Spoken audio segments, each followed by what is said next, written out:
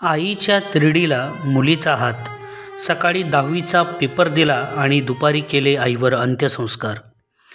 सावंतवाडी तालुक्यातील सातार्डा येथे अत्यंत हृदयद्रावक घटना घडली आहे.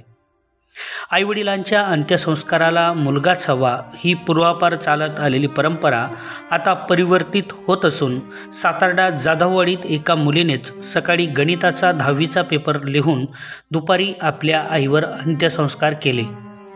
ह्या घटनेचे परिसरातून अभिनंदन होत आहे, कारण तिला साथ देणाऱ्या समाजातील सुधारणावादी कार्यकर्त्यांनी हे घडवून आणले आहे.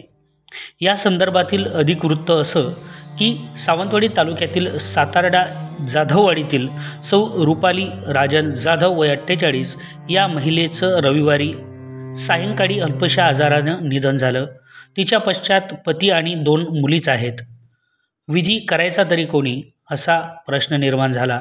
मोठी मुलगी धनश्री ही देवसू तालुका पेडणे येथील इंग्रजी माध्यमाच्या शाळेत इयत्ता 10वीत शिकत असल्याने आणि सोमवारीच तिचा गणिताचा पेपर असल्याने एका बाजूला आईचे दुःख आणि दुसऱ्या बाजूला भविष्याचा प्रश्न, त्यामुळे मोठी समस्या निर्माण झाली.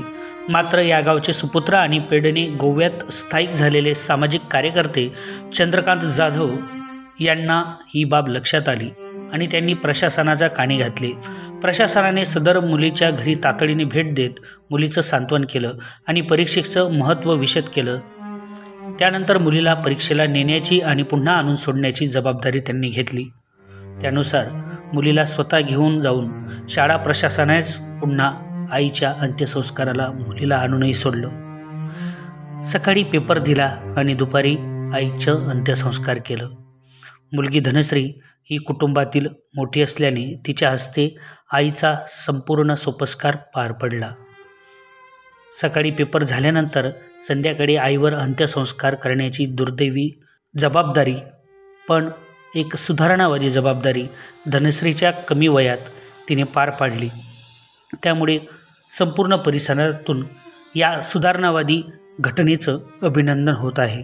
मात्र खरा प्रश्न उरतो तो धनश्री आणि तिच्या बहिणीच्या भवितव्याचा, कारण स्वामी तिन्ही जगाचा आई विना भिकारी.